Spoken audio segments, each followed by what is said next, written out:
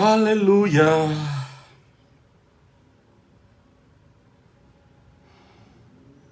Glória a Deus! Rose Volpato já chegou! Glória a Deus, glória a Deus, glória a Deus! Cadê meus alunos?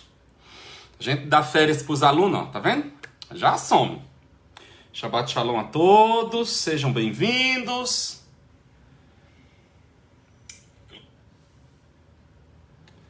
Sejam bem-vindos, sejam muito bem-vindos. Tome seu lugar.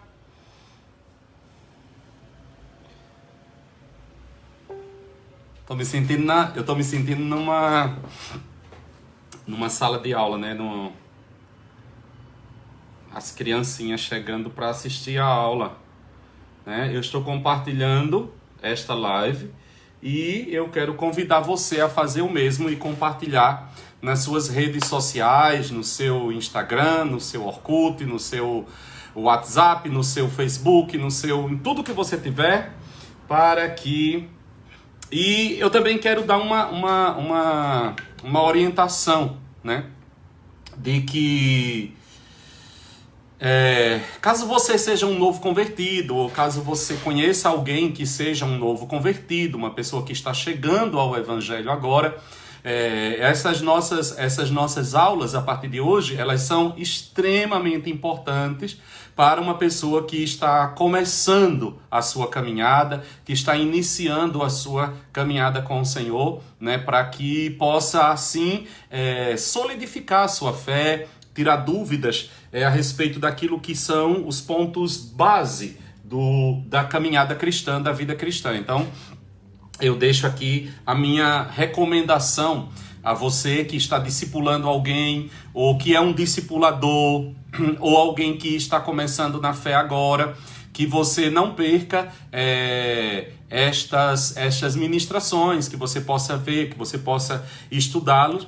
E também, caso você tenha alguma dúvida, você pode me escrever, fazendo perguntas, tirando dúvida. Talvez aqui na aula eu não consiga responder as dúvidas que você tem, mas agora sim, né? Mas caso você tenha alguma dúvida, você pode me enviar e eu terei maior prazer em tentar responder. E aquilo que eu não souber, eu garanto que eu vou pesquisar e estudar e tentar lhe responder, tá certo? Então, eu deixo aqui a minha recomendação para que você possa desfrutar muito bem deste tempo, deste curso. Shabbat Shalom, Claudinho, muito bem, seja bem-vindo, né?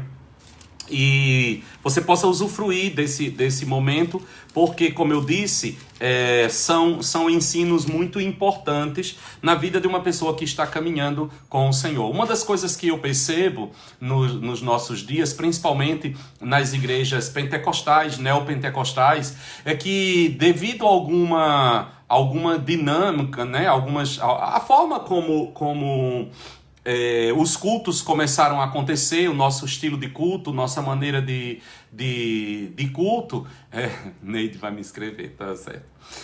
Nossa forma de culto, nós já não vemos mais nas igrejas, ultimamente, culto de ensino, escola dominical, um discipulado mais bíblico, né? E isso tem feito com que nós tenhamos uma geração de crentes, de evangélicos, de cristãos, seja lá o termo que você queira usar, sem nenhum conteúdo bíblico, sem base para aquilo que é a nossa fé, né? O que nós cremos, por que nós cremos, como que nós cremos. E o que acontece é que na primeira dificuldade que a pessoa enfrenta, no primeiro problema que ela vai ter que lidar, ela termina arrefecendo e se desviando, ou enfraquecendo, ou não tendo... Ou quando ela é abordada por tudo quanto é vento de doutrina, tudo quanto é loucura que aparece nos nossos dias, a pessoa simplesmente abraça qualquer coisa que lhe aparece, qualquer coisa que lhe apresente, ou se enfraquece com a sua fé, com aquilo que ela acredita, e termina gerando uma verdadeira confusão na sua mente e na sua maneira de cultuar a Deus. E é por isso que Deus colocou no meu coração, eu já vinha com esse desejo, de poder fazer deste momento uma forma de discipulado, né? Da gente poder entrar em coisas que são base né, que são rudimentares. Às vezes as pessoas querem aprender coisas mirabolantes da Bíblia. Adão tinha umbigo, Deus, no céu a gente vai ver Deus, Yahvé, como é que vai ser a besta, o anticristo, a grande tribulação e não sei o quê. Mas a pessoa não sabe o que é arrependimento, a pessoa não sabe o que é salvação, a pessoa não sabe o que é vida com Deus, a pessoa não sabe o que é oração. Ou seja, ela quer construir uma casa começando do teto.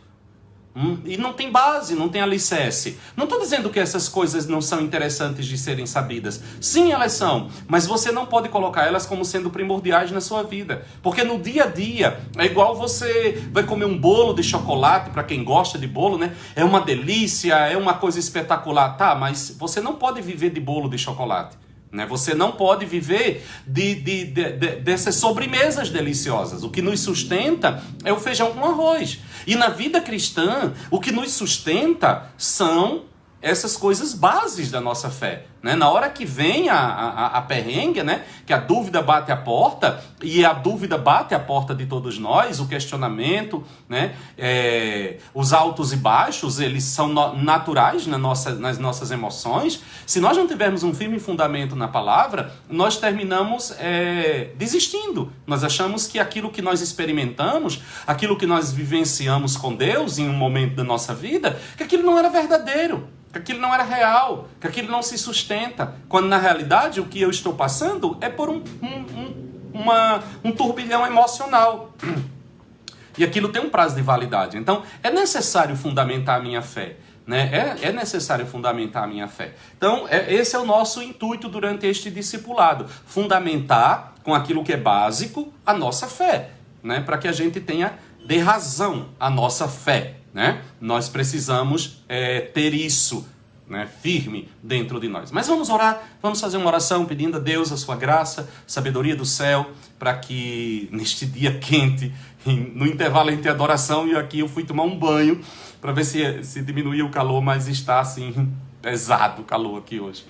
Vamos orar. Pai, nós te agradecemos pelo privilégio que nós temos na nossa geração de termos liberdade de te servir e o privilégio que nós temos de te conhecer, de termos sido achados por Jesus Cristo, encontrados por Jesus Cristo. E hoje, Pai, nesta aula, nós queríamos te pedir, tira o véu dos nossos olhos, dá-nos espírito de revelação, fundamenta no nosso coração aquilo que é essencial na nossa caminhada cristã. Que estas verdades tão rudimentares na fé cristã, tão essenciais, tão primárias, sejam claras dentro de nós como o sol no seu fulgor. Pai, que o teu Espírito nos ajude, que o teu Espírito ajude os nossos alunos, que cada um que se expuser a estas aulas tenha o seu coração iluminado, dá-nos espírito de revelação. Ilumina o nosso entendimento, para que nós possamos absorver as verdades da tua palavra e viver uma vida cristã madura, segura, firme, para a glória do teu nome, em nome de Jesus. Amém, amém e amém. Amém, queridos? Então, como eu falei com os amados, nós vamos começar falando hoje a respeito de arrependimento. Trazer para os irmãos a doutrina do arrependimento. E o nosso texto, que eu queria que você acompanhasse, tem uma Bíblia na sua mão, de preferência anote, marque os versículos e tudo mais, está em João, no capítulo 1, no versículo 15. Marcos capítulo 1, versículo 15, que diz o seguinte: o tempo está cumprido e o reino de Deus está próximo. Arrependei-vos e crede no Evangelho. A doutrina do arrependimento. Né? A doutrina do arrependimento é uma mensagem precursora, é uma mensagem essencial na nossa vida com Deus. Irmãos, eu digo que nós precisamos aprender a andar com Deus uma vida de arrependimento. Arrependimento vai fazer parte da nossa vida desde o primeiro momento em que nós nos encontramos com Jesus Cristo até o último suspiro aqui nesta terra. Nós iremos sempre lidar com arrependimento. Talvez você se pergunte assim: por que razão e qual a importância desta doutrina dentro da fé cristã? A doutrina do arrependimento. Vamos andar em alguns textos da palavra do Senhor, e o primeiro deles está em Mateus capítulo 3. Mateus capítulo 3, nós vamos encontrar João o Batista, que é o precursor de Jesus Cristo. João que vinha debaixo do Espírito e da unção de Elias, preparando o caminho para a chegada do Messias. E a mensagem que estava nos lábios de João, olha o que é que diz o capítulo 3 de Mateus, no versículo 1 e o versículo 2. Diz assim, ó: naqueles dias apareceu João Batista, pregando no deserto da Judeia e dizendo: arrependei-vos, pois está próximo o reino dos céus. Veja que a mensagem do arrependimento, ela é tão essencial na vida cristã, que ela precede a chegada do Messias. O caminho que João prepara para que Jesus entre em cena é o caminho do arrependimento. É tanto que o próprio batismo de João é chamado de batismo de arrependimento. As pessoas ouviam a mensagem de arrependimento que João pregava, se arrependiam dos seus pecados, havia uma frieza muito grande em Israel nos dias de João. Havia mais de 400 anos, uma média de 400 anos em que não havia profetas em Israel. A esperança messiânica havia praticamente desaparecido. De repente surge João Batista no deserto da Judeia, chamando o povo e anunciando que o reino havia chegado. O reino de Deus estava se aproximando e as multidões vinham, porque a voz profética em Israel tinha se tornado algo que aquela geração, imagina, 400 anos, e ninguém nunca tinha mais ouvido falar de profetas. Teria Deus se esquecido das promessas que ele tinha para com Israel? De repente aparece João anunciando que o reino de Deus estava próximo, que o reino de Deus estava chegando, o reino dos céus estava próximo, e a mensagem que preparava as pessoas para vivenciarem este reino era a mensagem de arrependimento. Arrependimento, né? Eu tenho certeza que um dos grandes arrependimentos que João estava ministrando ali naqueles dias era o arrependimento por eles terem abandonado a esperança da vinda do Messias, né? Deus havia dado uma promessa que enviaria o Messias, viria dos lombos de Abraão. De repente a descendência de Abraão havia se esquecido desta promessa. Era necessário se arrepender para poder enxergar o reino de Deus, vivenciar o reino de Deus, provar o reino do Senhor. No capítulo 4, no versículo 17, Jesus entra em cena. Jesus aparece. Jesus chega. No capítulo 4, no versículo 17, diz assim, né? Jesus, depois que ele é tentado, no capítulo 4 você vai ver a tentação de Jesus, depois ele sai e começa o seu ministério. No versículo 17 diz assim: desde então começou Jesus a pregar: arrependei-vos, pois está próximo o reino dos céus. Veja, a mensagem de arrependimento é uma mensagem que precede a chegada de Jesus. A mensagem de arrependimento é a primeira mensagem pregada por Jesus Cristo. Jesus começa o seu ministério chamando o povo ao arrependimento. Agora, vá lá em Marcos capítulo 6, vocês já viram que nós vamos andar bastante na Bíblia, né? Marcos capítulo 6, no versículo 12. Marcos capítulo 6, versículo 12. Jesus envia os seus 12. Primeiro nós vimos que a mensagem de João, preparando a vinda de Jesus, a chegada do ministério de Jesus, é uma mensagem de arrependimento. Jesus inicia o seu ministério com uma mensagem de arrependimento. Agora Jesus vai enviar os 12 discípulos. Jesus agora já tem discípulos, Jesus agora já tem os seus sucessores, e ele vai os enviar. No capítulo 6 de Marcos, no versículo 12, diz assim: então saindo eles, pregavam ao povo que se arrependessem. Uau! A mensagem de arrependimento está na boca de João Batista, preparando a vinda de Jesus. A mensagem de arrependimento está nos lábios de Jesus, no início do seu ministério. A mensagem do arrependimento é a primeira mensagem que os seus discípulos pregam quando saem para fazer a obra. Antes de ser levado aos céus, Cristo mandou que os seus discípulos evangelizassem o mundo pela pregação do arrependimento. E queridos, olha o que é que diz em Lucas capítulo 24. Evangelho de Lucas capítulo 24. E uma das coisas que eu quero, enquanto você vai para Lucas, eu quero deixar aqui claro algo que eu falei, acho que foi na nossa ministração a respeito de batalha espiritual, e eu quero deixar aqui mais claro ainda. Libertação não substitui arrependimento. Aliás, A verdadeira libertação na vida de uma pessoa, ela só é solidificada se ela for acompanhada de arrependimento. A libertação, ela coloca as forças das trevas, o demônio, para fora da nossa vida. Mas é o arrependimento que garante que ele não tem mais direito de entrar. Certo? Então, onde não há arrependimento, não há libertação. Aonde uma pessoa não é levada a se arrepender, com tudo que você vê de manifestação de demônio, de expulsão de demônio, de quebra de maldição, não tem efeito permanente.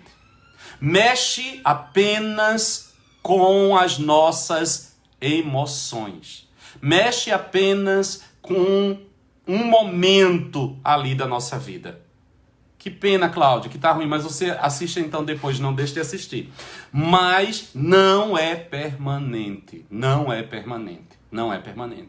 O que torna uma libertação permanente é o arrependimento. Olha o que é que vai dizer aqui Lucas capítulo 24, versículo 36. Lucas 24, versículo 36. Diz assim: falando ainda estas coisas, quando Jesus apresentou no meio dele, disse: Pai seja convosco. Aqui está a grande comissão. E ele aparece e ele ministra. Quando chega no versículo 47, olha o que é que ele está comissionando os seus discípulos, ele está enviando os seus discípulos. No versículo 47 diz assim: e em seu nome se pregará o arrependimento e a remissão dos pecados em todas as nações, começando por Jerusalém. Vós sois testemunhas destas coisas. Envio sobre vós a promessa de meu Pai, mas ficai na cidade, até que do alto sejais revestidos de poder. Poder para quê? Poder para pregar arrependimento, para pregar remissão de pecados. Agora, veja isso aqui como é interessante. O arrependimento precede a remissão de pecados. Aonde não há arrependimento, não há perdão de pecados. Eu preciso me arrepender, e nós já vamos entender o que é arrepender, o que é arrependimento, como é que ele funciona na nossa vida. É preciso que haja arrependimento para que haja perdão de pecados. Se eu não me arrependi, a minha confissão é vã, é apenas uma formalidade religiosa. Ela não tem efeito nenhum na nossa vida. E Jesus diz que eles iriam receber o poder do Espírito, eles iriam receber a autoridade para ir e pregar. Que mensagem? Uma mensagem de arrependimento. Aí nós vamos ver a igreja começando em Atos dos Apóstolos, no capítulo 2. Agora é a vez dos apóstolos, agora é a vez da igreja que está começando. Atos dos Apóstolos, capítulo 2, o Espírito Santo desce sobre a igreja no dia de Pentecostes, todos são cheios do Espírito Santo, todos eles começam a falar em outras línguas, que mover de Deus tremendo. Ali começa o ministério do Espírito e ali começa uma pregação extraordinária que, feita pelo apóstolo Pedro, que cheio do Espírito Santo, se levanta e prega uma mensagem confrontadora, prega uma mensagem ousada, no poder do Espírito, e o povo ouvindo, boca aberta aquela mensagem, o Espírito Santo se movendo. No versículo 37 diz assim: ouvindo eles isto, a mensagem que o apóstolo Pedro estava pregando, compungiram-se em seu coração e perguntaram a Pedro e aos demais apóstolos: que faremos, irmãos? O que nós vamos fazer? Diante desta mensagem tão confrontadora, o que nós vamos fazer? Disse-lhes Pedro, versículo 38, arrependei-vos e cada um de vós seja batizado em nome do Senhor Jesus Cristo para perdão dos pecados e recebereis o dom do Espírito Santo. Uau! Que coisa gloriosa, não? Primeira coisa, o que é que eu faço diante da mensagem do Evangelho? E aqui tem uma coisa que é interessante. O que suscita o arrependimento? O que desperta o arrependimento no meu coração? O que desperta no coração do povo a necessidade do arrependimento? A pregação do Evangelho. É pela pregação do Evangelho que o nosso coração é despertado para a necessidade de nos arrepender. E aí vem a grande tática do diabo. O que o diabo colocou? Remove o Evangelho, retira o Evangelho. Os nossos cultos viraram umas reuniões de autoajuda. segredos e métodos para se conquistar a fortuna, para se ficar rico, para prosperar na terra. Isso não gera arrependimento.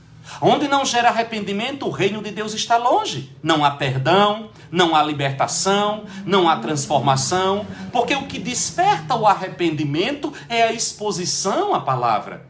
Percebem isso? Pedro prega o evangelho, Pedro mostra Jesus Cristo, Pedro anuncia o evangelho de Jesus Cristo e a multidão diz: o que é que nós vamos fazer? E Pedro diz: vocês têm que se arrepender. Para quê? Para perdão dos pecados. E vocês vão receber o dom do Espírito Santo. Vocês vão receber o presente do Espírito Santo na vida de vocês. Que presente é esse? A própria vida de Deus em nós. A própria natureza de Deus em nós. Somos batizados na igreja de Cristo, fazemos parte do corpo de Cristo. Como isso se dá? Pelo arrependimento. Pelo arrependimento. Aleluia! No capítulo 26, ainda de Atos, Atos dos Apóstolos, capítulo 26, no versículo 20, Atos dos Apóstolos, capítulo 26, versículo 20, diz assim: antes, anunciei primeiramente aos que estão em Damasco e em Jerusalém, e por toda a terra da Judeia, e aos gentios, que se arrependessem e se convertessem a Deus, fazendo obras dignas de arrependimento. E aqui também há um outro processo que eu acho extraordinário. Olha o que é que ele vai dizer, olha o que é que o apóstolo Paulo vai dizer, que ele anunciou que as pessoas, por todo lugar que ele andou, ele anunciou que as pessoas, para judeus, para gentios, que eles se arrependessem e se convertessem a Deus. Prestem atenção a isso, que você vai precisar entender isso daqui a pouco. Se arrependessem e se convertessem a Deus. E aí, fazendo obras dignas de arrependimento. Percebem o processo? Arrependimento, conversão. Cuidado para você não confundir conversão com novo nascimento. A nossa conversão, ela é diária. A nossa conversão, ela é diária. Diária, não tem outra palavra não. Todos os dias nós estamos nos convertendo. O que é me converter? Eu vou numa direção, percebo que estou tomando um caminho errado e mudo de caminho. Todos os dias nós somos levados a ter essa experiência. A conversão, ela é diária. A conversão, novo nascimento é uma única vez. Novo nascimento fala da mudança da minha natureza. Novo nascimento tem a ver com quem eu sou como natureza. Eu era filho de Adão, filho do pecado, nasci de novo e me tornei filho de Deus. Isso é uma única vez. Mas conversão, não. Conversão é o tempo inteiro. E aí o que é que ele vai dizer? Primeiro arrependimento, depois conversão, depois ele vai falar de qual é o próximo passo? Produzir obras dignas de arrependimento. Você já vai entender isso melhor.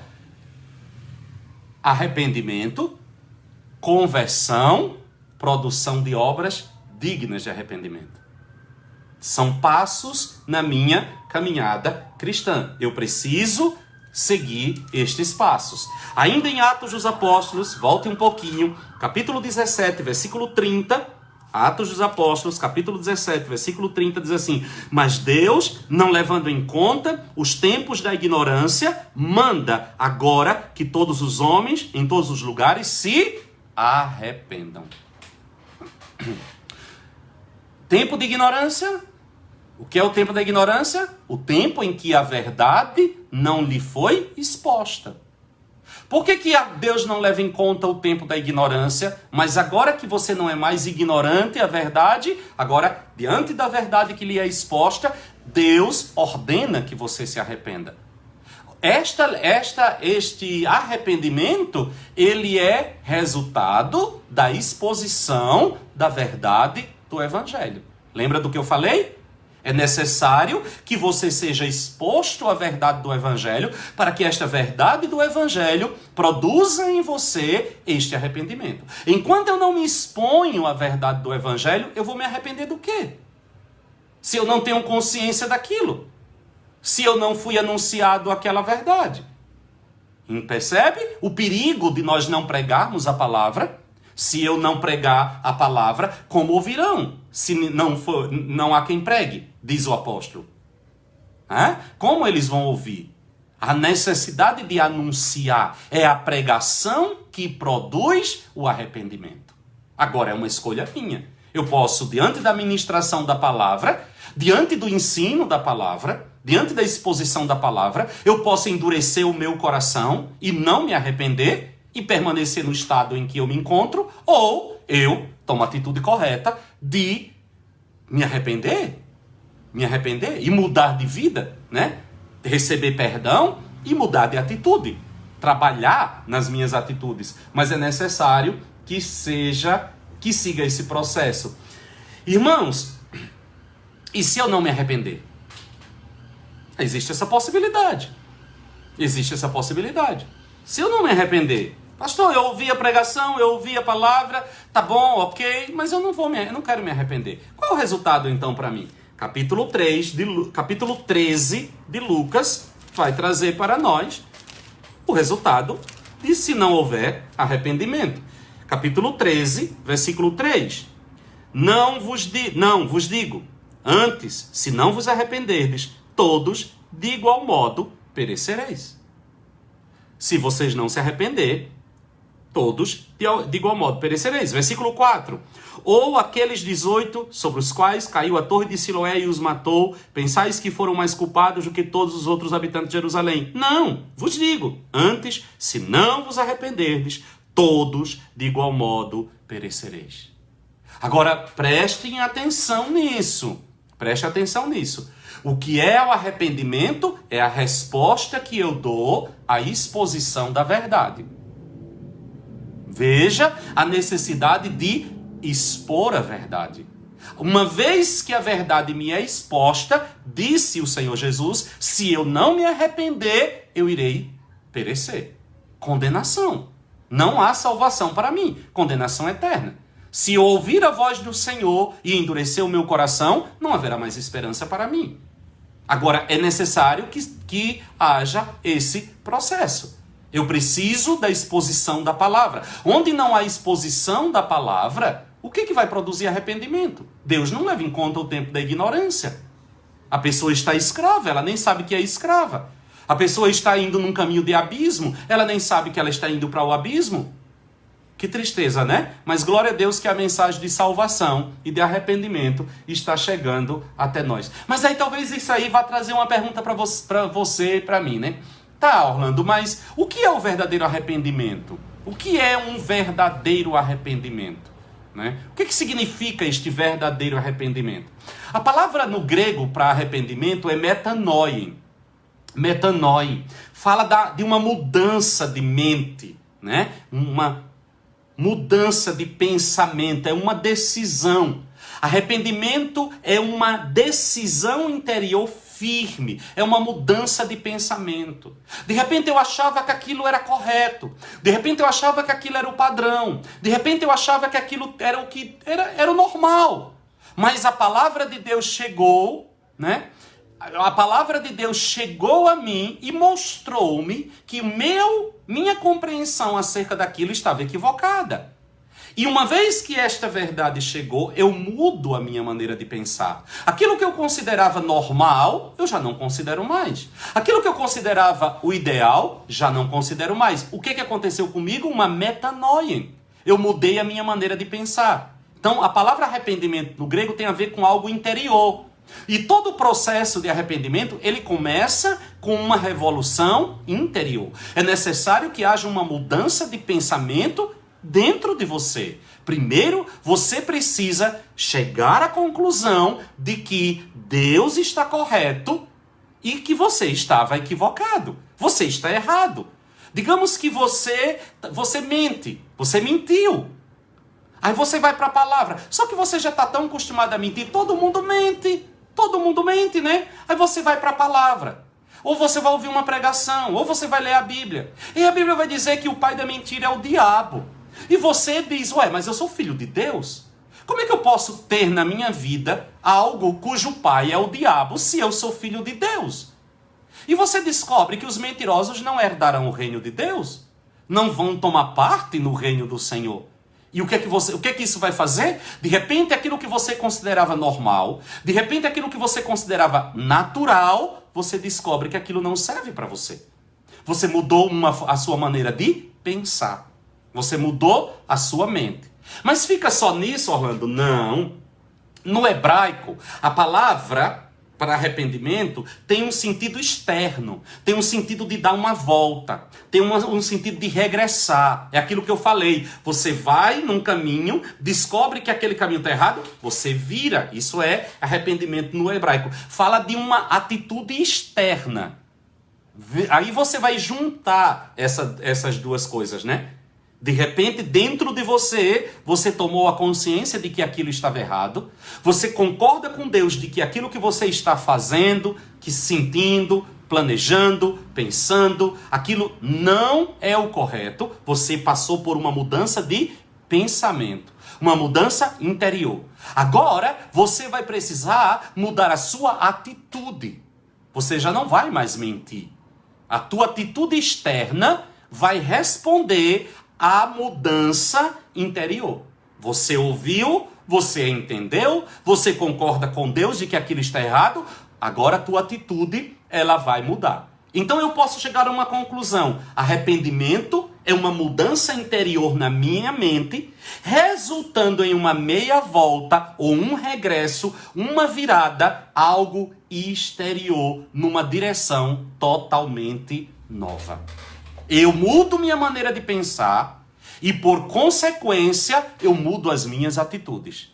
Veja, agora preste bem atenção a isso. O caminho inverso não funciona. Como assim, pastor? O verdadeiro arrependimento, ele nasce dentro de você. Ele começa dentro de você. E ele se manifesta fora de você. Por quê? Porque muitas vezes eu posso fingir.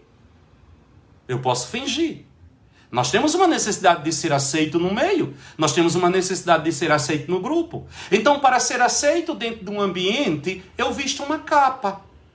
Eu me visto de bonzinho, de santinho, de crentinho. Eu mudo minha maneira de pensar, de falar, mudo minha maneira de vestir, eu mudo minha maneira de me comportar, de tratar as pessoas, mas dentro de mim não houve uma metanoia. Eu estou apenas me adequando a um grupo religioso. É o politicamente correto. Isso não é arrependimento. É por isso que o arrependimento, ele é algo entre você e Deus. Não é algo que você vai fazer simplesmente, ou deixar de fazer, simplesmente para ser aceito dentro de um grupo no qual você faz parte. Mas é algo que precisa ser confrontado pelo Espírito Santo de Deus, levado à presença de Deus. É por isso que a Bíblia diz que o Espírito é quem nos convence do pecado. Tem a ver com algo interior. Tem a ver com a minha experiência com Deus. E muitas vezes, diante de uma situação em que a coisa fica tão séria, eu acho que eu vou fazer, cada matéria vai ser 2 aulas. Diante de uma situação, às vezes você se depara com uma situação, um confronto de Deus em uma área da sua vida, que aquilo para você já é tão normal, que eu não consigo me arrepender. Você já teve essa experiência? Eu já atendi pessoas de chegar para mim e dizer, pastor, eu sei que isso que eu estou fazendo é errado. Eu tenho consciência, mas eu não consigo me arrepender. Eu não consigo me arrepender. O que é que eu faço? O que fazer numa hora como essa? Orar. Muitas vezes você vai ter que chegar diante de Deus com sinceridade e dizer, Deus, ajuda-me a me arrepender. E existem situações em que aquele pecado já se tornou... É a diferença entre pecado e iniquidade, né? A iniquidade é um pecado institucionalizado, quando aquilo cria raízes tão profundas dentro de mim, que eu já incorporei aquilo à minha vida e aquilo se tornou algo normal para mim, totalmente normal. É muito mais complicado de vir um arrependimento aí, uma mudança. E existem situações em que a pessoa desceu tão forte, e não estou dizendo que todos os casos cheguem a isso, mas pode existir caso de que existe uma interferência espiritual. Pastor, todo pecado é demônio? Não. Todo pecado não é demônio, mas todo demônio se vale dos nossos pecados. O pecado é a única legalidade que Satanás pode adquirir na minha vida para me escravizar em uma área. Então, ele não me obriga a pecar, mas eu peco. Mas ao pecar, ele pode me seduzir a pecar, ele pode tentar me levar a pecar de alguma forma, mas a última palavra é minha. Agora, uma vez que eu pequei, eu dei autoridade para que demônios possam me escravizar. Todas as pessoas que pecam, automaticamente existe uma opressão demoníaca naquela área? Não, não necessariamente. Mas existem casos que sim. Existem casos em que existe uma opressão demoníaca relacionada àquele pecado. E às vezes a pessoa não consegue se arrepender por causa de uma opressão maligna. Você vai ter que trabalhar as duas coisas juntas: libertação e arrependimento. Às vezes, depois de uma oração de libertação, a pessoa vai conseguir se arrepender de coisas que ele não estava conseguindo se arrepender ainda. Entenderam? Quem está entendendo aí, dê um joinha, fala alguma coisa. Vocês estão muito calados. Alguém dê um sinal de vida aí, de que você está entendendo o que eu estou falando. Certo? Então, eu mudo minha maneira de pensar e, por consequência, eu mudo a minha atitude. Certo? Então, o processo precisa primeiro passar dentro de mim. Algo dentro de mim. Sou eu e Deus. Sou eu e Deus. Eu preciso. E se porventura, ao me expor a verdade da palavra, eu concluo que aquilo que eu estou fazendo está errado. Eu concluo que aquilo que eu estou vivendo está fora da palavra de Deus. Mas eu sondo meu coração e digo, eu não consigo me arrepender. Eu não consigo me arrepender. Eu sei que está errado, mas eu não consigo me arrepender. Qual é o meu conselho? Busque ajuda.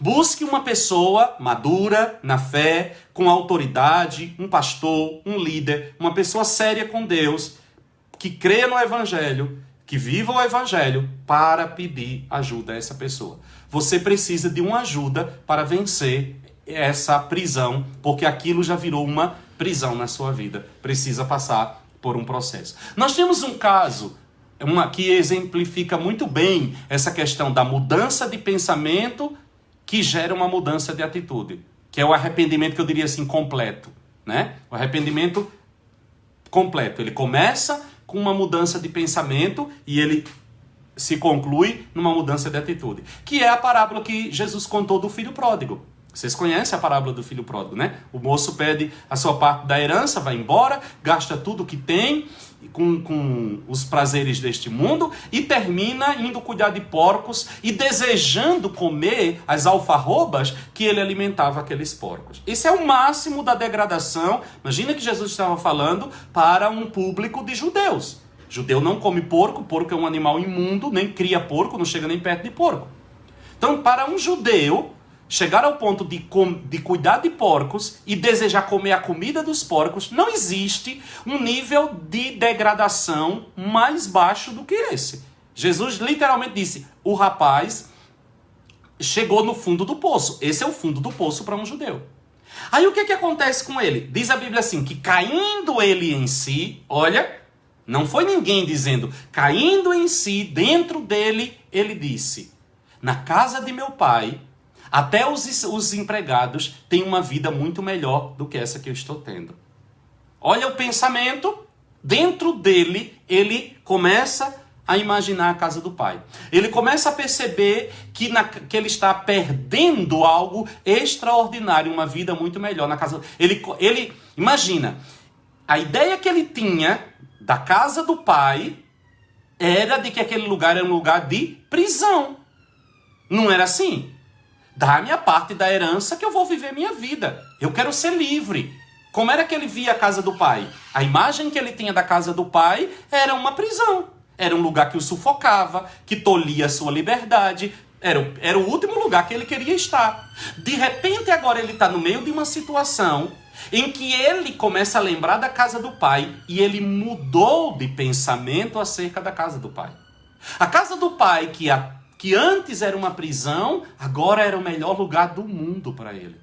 A casa do pai, que antes era um lugar que ele não queria estar de jeito nenhum, agora era o lugar que ele mais gostaria de estar naquele momento. O que está acontecendo dentro daquele jovem? Uma metanoia. Ele está mudando o seu pensamento acerca da casa do pai. Esse é o processo de arrependimento. Ele imaginava a casa do pai, ele viveu uma experiência em que a casa do pai para ele era uma prisão, agora era uma libertação. Ele queria sair da casa do pai de qualquer jeito, agora o que ele mais quer é voltar para a casa do pai. Ele mudou a sua maneira de pensar. Mas ficou só nisso? Não. Olha o que é que ele vai dizer, você vai encontrar isso lá em Mateus capítulo 21, essa parábola a partir do versículo 28. O que é que ele vai dizer? Levantar-me-ei. Olha a atitude.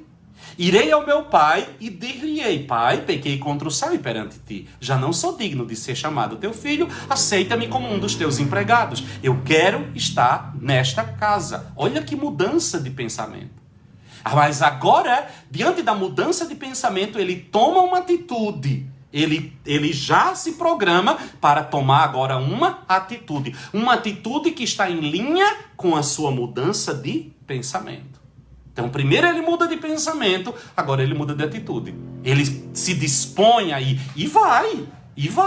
Vai em direção à casa do pai, e o discursozinho, o pai o recebe, e o discurso que ele decorou para dizer ao pai, ele diz: Pai, pequei contra o céu e diante de ti, já não sou digno de ser chamado teu filho, me aceita como um dos teus empregados.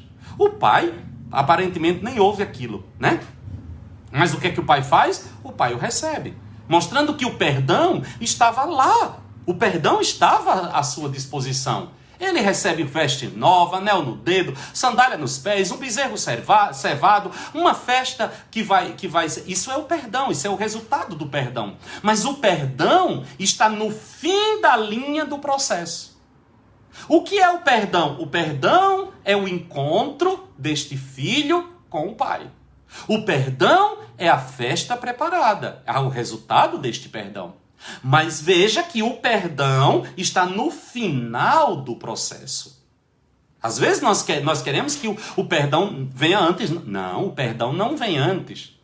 Veja, o processo é: primeiro eu mudo minha maneira de pensar, depois eu tomo uma atitude e no final eu provo o perdão. Se não houve uma maneira de pensar mudada, se não houve uma atitude mudada em linha com esta mudança de pensamento, sinto muito em lhe dizer, não houve perdão. Não houve perdão. Porque o perdão está no final. O perdão está no último. Mudar de pensamento. Né? Mudar de pensamento. Olhe para a palavra de Deus e eu vou ver quando diz Isaías capítulo 64, versículo 6, que todos nós somos como impuro. Todos os nossos atos de justiça são como trapos de imundície. Eu mudo meu pensamento. Peraí. As minhas melhores atitudes. Vamos mudar meu pensamento. De repente eu passei a vida inteira achando que eu seria aceito por Deus, amado por Deus, querido por Deus pelas atitudes que eu fazia. De repente eu me deparo com a palavra e digo, não. Os meus melhores atos de justiça para Deus são trapos de imundície. Eu mudei o meu pensamento.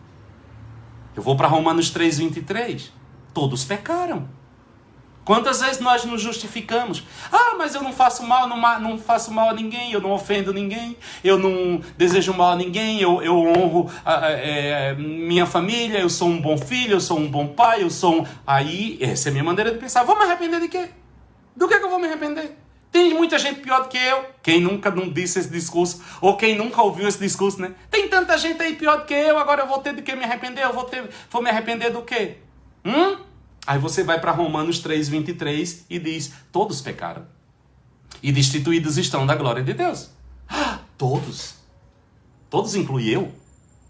Sim, todos inclui você. Todos inclui você. Então eu mudo meu pensamento. Agora eu já não olho mais para mim achando que as minhas atitudes boas me justificam diante de Deus. Agora eu já não olho para mim como se eu fosse uma exceção na regra dos pecadores. Não. Eu olho para mim sabendo que o que de melhor eu fizer para me justificar diante de Deus não vale nada. Agora eu olho e digo assim, não importa o que eu faço. O grande problema é que todos pecaram.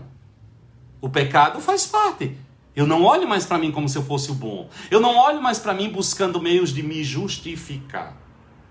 Eu olho para mim buscando meios de me aproximar do Senhor. E nós poderíamos ir, mudança de pensamento. Romanos 3:12. Não há quem faça o bem, não há nenhum sequer.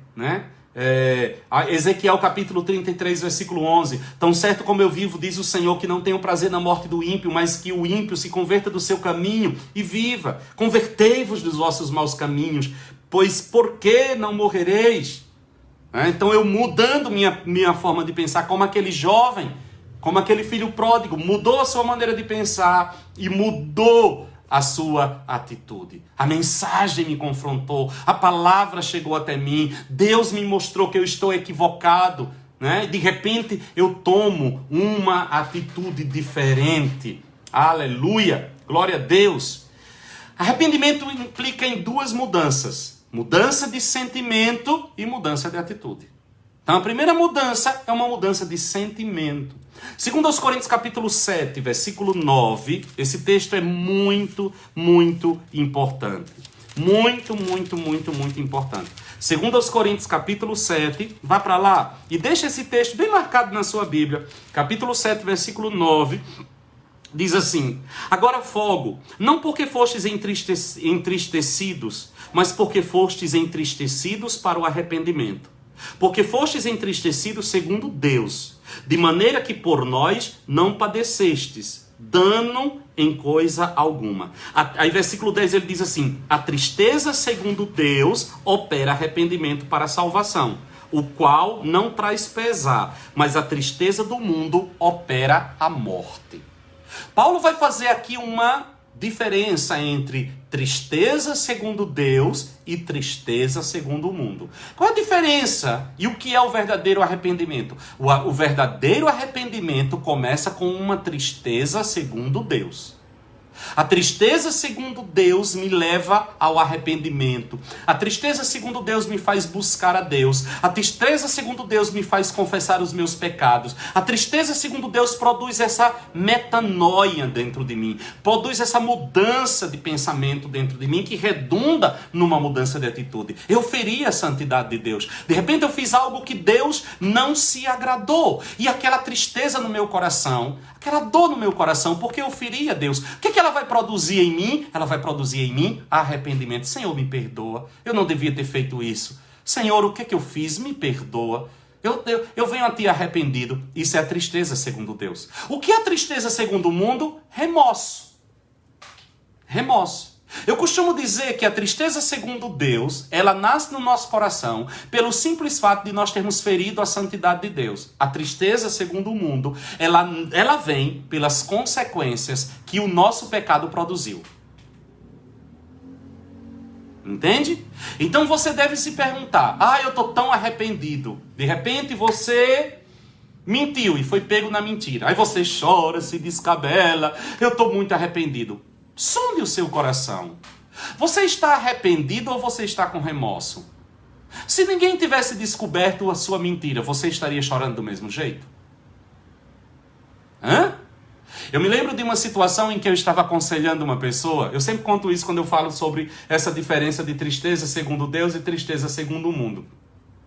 Eu lembro dessa situação. Eu estava aconselhando um senhor que a mulher descobriu, e era um crente, e a mulher descobriu que ele tinha uma outra família, né? Ele tinha uma outra mulher constituída, como diz na minha terra, uma teuda e uma anteuda. E descobriu, e foi um escândalo, e a mulher pediu o divórcio, os filhos estavam decepcionados com o pai, um homem de classe social muito elevada, e não sei o quê. Foi um negócio assim, e ele contando a história, e ele ali contando aquilo, e ele chorando, e eu que sou mole, chorando junto com o homem. Junto, né, e aquilo ali, meu Deus, ele tá muito... Ele, pastor, eu tô muito arrependido, eu tô muito arrependido. Eu disse, meu irmão, tá certo. Eu vou orar por você, Deus vai ir. Comecei a ministrar e tudo mais. Eu estava na minha mesa, ele estava sentado à minha frente, e eu fui levantar para impor as mãos sobre ele, orar por ele, para que Deus pudesse perdoar o seu pecado e consolar o seu coração e tudo mais. Quando eu fui levantando da cadeira para ir em direção a ele, o Espírito Santo me diz, pergunte para ele. Primeiro Deus disse, não se mova. Eu parei no ar. Aí o Espírito Santo disse assim, pergunte para ele se ele estaria chorando desse jeito se a mulher dele não tivesse descoberto que ele tinha uma outra mulher. Eu voltei, sentei, respirei fundo e disse, meu irmão, Deus está me mandando lhe fazer uma pergunta. Se a sua esposa não tivesse descoberto que você tinha uma outra mulher durante todo esse tempo, você estaria chorando desse jeito? Ele engoliu o choro e disse: pastor, eu acho que não, né? Eu disse: pois o irmão não se arrependeu. Isso não é arrependimento, não. Você vai ver, por exemplo, você tem um caso, o caso de Davi, né?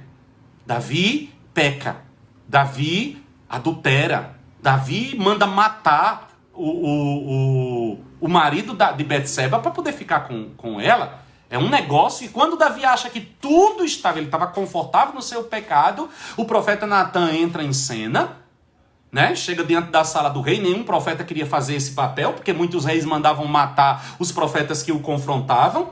E o profeta Natan chega na sala do trono, onde Davi está, e conta uma parábola, e diz: meu rei, um homem tinha várias ovelhas e o seu vizinho tinha apenas uma.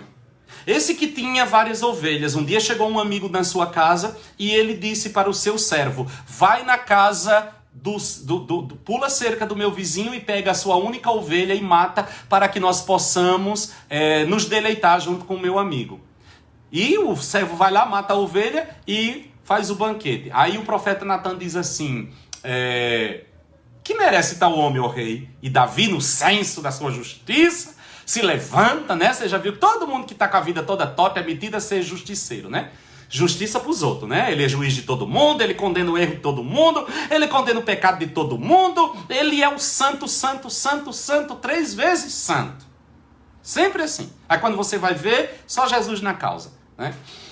Eu costumo dizer, quando eu vejo o teto do meu vizinho pegando fogo, eu começo a jogar água no teto da minha. Quando eu vejo a casa do meu vizinho pegando fogo, eu já começo a jogar água no teto da minha, porque as nossas casas são feitas da mesma madeira.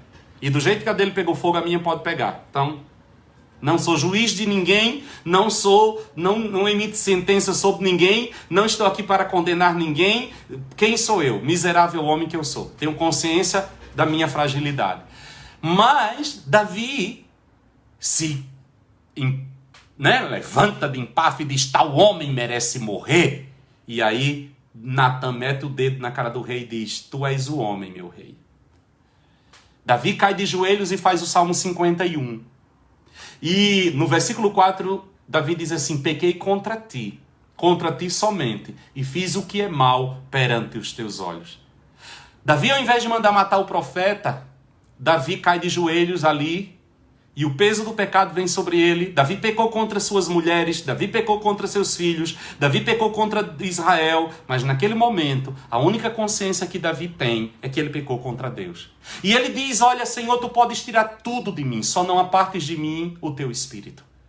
E ele diz: enquanto eu encobri o meu pecado, os meus ossos se apodreciam dentro de mim. Isso é arrependimento. E quando Natan vai saindo da sala do trono, o Senhor chega para o profeta e diz: volta lá. E diz a Davi que o seu pecado foi perdoado, mas o filho do pecado será morto, né? E a espada jamais se apartará da casa de Davi. E assim o foi. Anyway, né? Glória a Deus que nós temos Jesus Cristo de Nazaré na nossa vida, que faz com que as consequências do pecado também sejam removidas. Louvado seja Deus. Aí você vai ter uma outra experiência, que é a de Saul. Saul pecou contra Deus. Pecado é pecado. Deus mandou Saul para a guerra contra os amalequitas, e ele deveria esperar que Samuel chegasse para poder sacrificar a Deus e fazer tudo para entrar na guerra. Ele não soube esperar, mandou sacrificar, foi para a guerra. Deus disse que era para apagar a memória de Amaleque, não era para destruir tudo. Ele pegou o melhor do gado, o melhor das ovelhas, o melhor de tudo, e não fez do jeito que Deus queria. E quando Samuel chega, diz: o que tu fizeste? Que loucura é essa? Tu não és sacerdote? Por que tu sacrificasse? E fostes para a guerra? E quando estava lá chamando a atenção de Saul, o que acontece? Samuel ouve o barulho das ovelhas berrando. O pecado sempre está escondido em algum lugar e mostra a cara, né? E aí Samuel diz assim: o que é isso que eu estou ouvindo? Esse mugido de ovelhas. Ele diz: é que eu preservei o melhor dos amalequitas para sacrificar ao teu Deus. Olha, mas nem meu Deus, é o teu Deus. Aí Samuel diz assim: mas você é louco? Deus mandou você destruir tudo. E você tira o melhor para você? E aí Samuel vai saindo apressado da tenda de Saul. Saul corre para segurar em Samuel, a capa de Samuel se rasga. E Deus diz assim: hoje o reino está sendo rasgado e tirado das mãos de Saul. Né? E Saul quer o quê? Não, roga ao teu Deus e o tempo inteiro o teu Deus. Ou seja, qual era o medo de Saul? Perder o trono. Saul não estava preocupado com Deus. Saul não estava preocupado com obedecer a Deus. Saul estava preocupado em perder o trono. Isso não é arrependimento. Isso é remorso. Você está preocupado com as consequências que o pecado está produzindo. Mas você não está preocupado com o pecado em si. Se o pecado não fosse descoberto, se o pecado não tivesse mostrado as suas unhas, você estaria do mesmo jeito. Isso não é arrependimento. Por isso que eu estou dizendo, arrependimento nasce primeiro dentro de mim. Não é pelo fato de alguém descobrir o meu pecado, não é pelo fato do meu pecado estar trazendo uma consequência, é pelo fato do Espírito Santo de Deus estar ministrando ao meu coração e mostrando que aquilo, mesmo que desconhecido para o mundo inteiro, mesmo que aparentemente não está trazendo consequência nenhuma externa, mas está trazendo consequências dentro de mim. Meu relacionamento com Deus está ferido. Minha comunhão com Deus está maculada. Né? A pastora Rose está perguntando: pastor, é possível confundir arrependimento e quebrantamento? Eu costumo dizer que o agir de Deus na minha vida mexe com as minhas emoções. As minhas emoções não produzem o agir de Deus na minha vida. O que eu posso dizer com isso? Arrependimento não é sinônimo de lágrima. Lágrima não é sinônimo de arrependimento. Certo? O arrependimento, ele vem por uma mudança de pensamento que se materializa numa mudança de atitude. Pode ser com um quebrantamento? Pode. Mas o quebrantamento não é sinal de nada. Eu já vi pessoas que choraram em rios de lágrima por uma coisa errada que fez e pedindo levantava dali e ia fazer a mesma coisa. Entendeu? Então uma coisa é uma coisa. Pode ser, mas o que vai dizer que eu me arrependi? A minha atitude. A minha postura a partir dali, certo? E é uma coisa minha. Eu, Orlando, tenho que ter esta consciência. Porque você só está vendo a minha atitude. Mas a minha atitude, como eu falei, ela pode ser apenas um camuflar para eu ser aceito no grupo onde eu estou. Então eu me visto do santinho. Mas e eu? Mudei? E eu? É por isso que se fulano se arrependeu ou não se arrependeu, só Deus sabe. Só eu e Deus sabemos. O que eu me arrependi realmente na minha vida? Só eu e Deus sabemos. Mais ninguém. Não existe nada que possa avaliar se fulano se arrependeu ou não se arrependeu. Entendeu? Então assim, o quebrantamento... Normalmente o arrependimento ele produz um quebrantamento, no sentido emocional. Produz. Mas eu que olho de fora não posso dizer que só porque... Porque aí às vezes eu tenho uma pessoa que não se quebrantou aparentemente, que não derramou uma lágrima, mas que foi convencida pelo Espírito no seu interior, se arrependeu genuinamente, mudou sua maneira de pensar sobre aquele tema e mudou a sua atitude sobre aquilo e está lidando com aquilo de maneira muito sóbria, muito séria e muito responsável. Isso é arrependimento. Entendeu? Espero que sim.